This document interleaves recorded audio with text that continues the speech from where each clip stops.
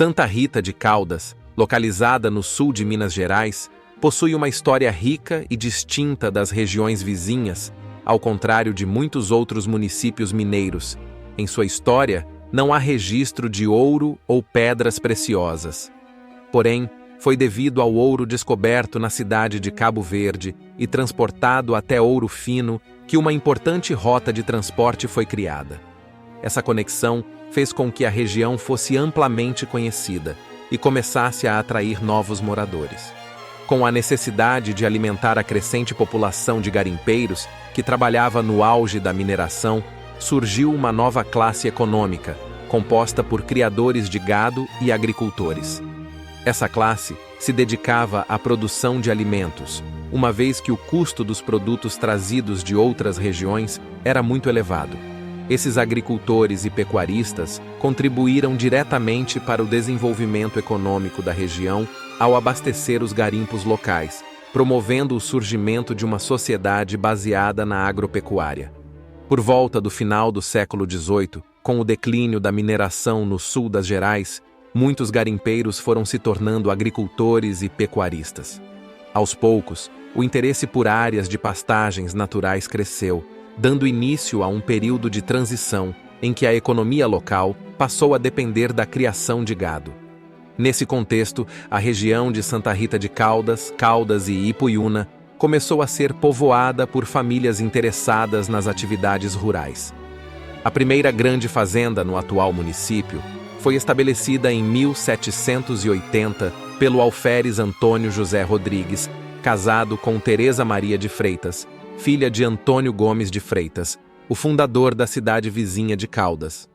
A fazenda, que se localizava onde hoje se encontra a cidade, foi batizada de Fazenda da Boa Vista do Rio Pardo e desempenhou um papel fundamental na origem de Santa Rita de Caldas, uma vez que ofereceu estrutura para as primeiras moradias e estimulou a colonização local.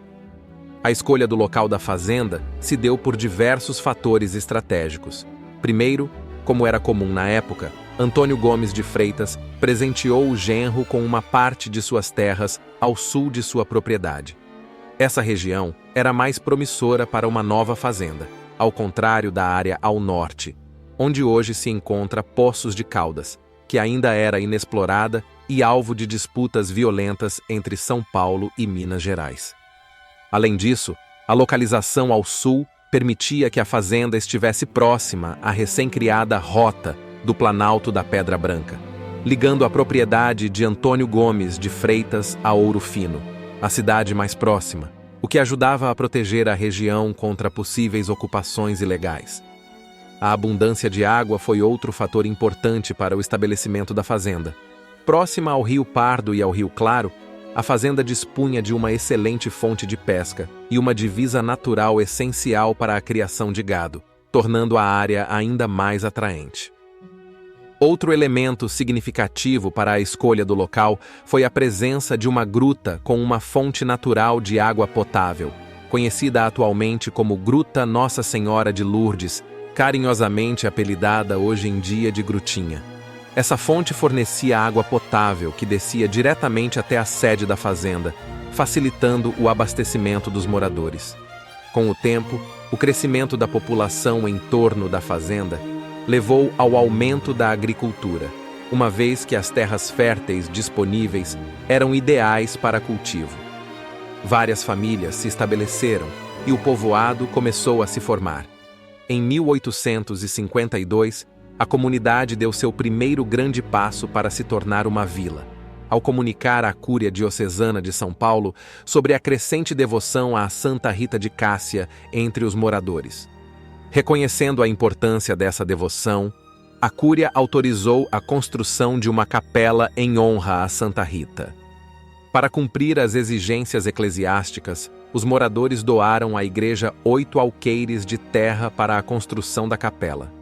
Essas terras foram adquiridas da viúva Maria Inácia Batista por um grupo de moradores locais, incluindo Antônio Martins de Carvalho, João Luiz de Souza, Francisco de Paula Carvalho, Manoel Martins de Carvalho, Joaquim Antônio Teodoro, Miguel Martins de Carvalho, Manoel José Calixto, Manuel Luiz de Oliveira, João Antônio da Costa, Antônio Ferreira Godinho e Cândido José de Carvalho.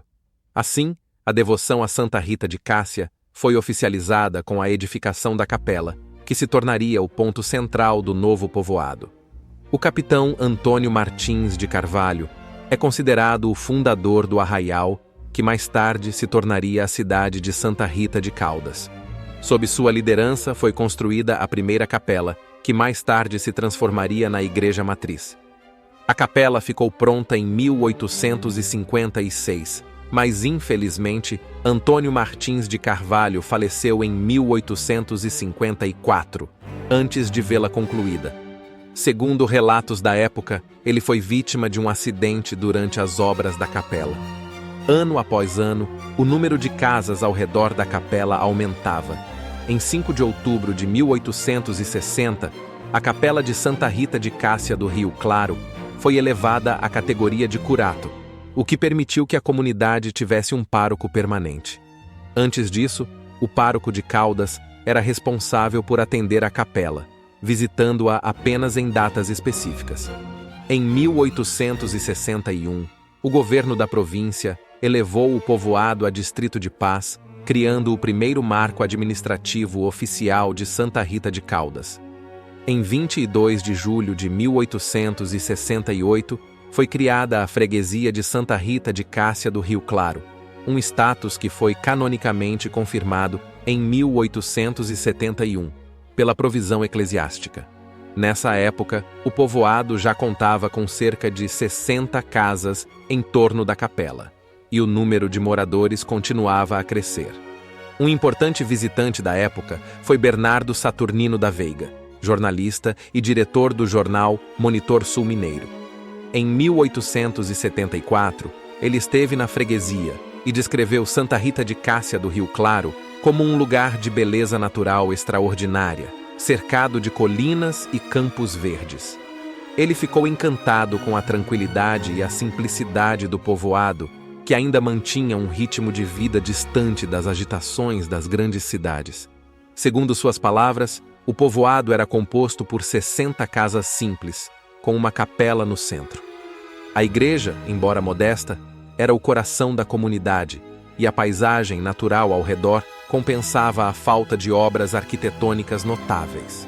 Para ele, o que mais impressionava era a beleza natural do local e a harmonia que parecia reinar entre os moradores, que viviam da agricultura, da criação de gado e da produção de queijos, muito valorizados em outras regiões.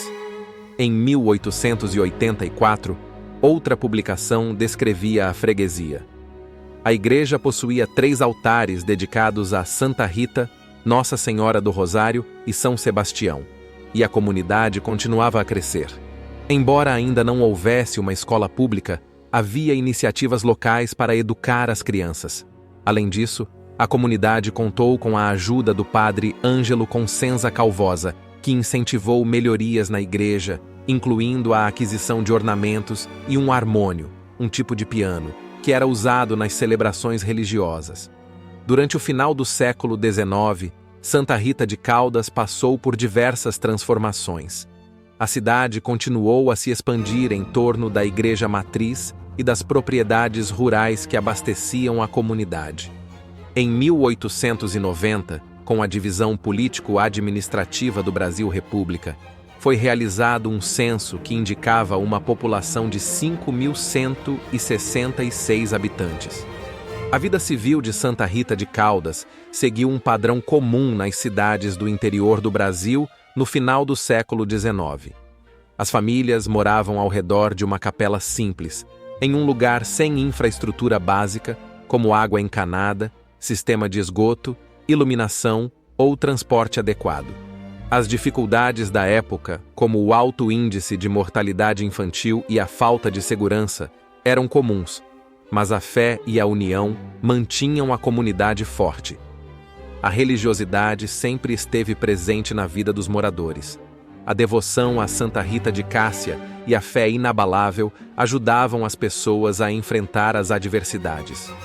Hoje, Santa Rita de Caldas preserva essa história de fé, luta e união. A cidade cresceu e se modernizou, mas ainda carrega a essência dos primeiros colonizadores, que encontraram na simplicidade e na dedicação uma forma de superar os desafios e construir uma comunidade sólida. Desde a fundação da capela até sua elevação à freguesia, cada etapa da história de Santa Rita de Caldas reflete a força e a resiliência de seus moradores, que souberam transformar um povoado em uma cidade com uma rica tradição e identidade própria. Esse texto é uma adaptação de um trecho do livro Santa Rita de Caldas, do povoamento ao começo da vida civil, Fragmentos Históricos, volume 1.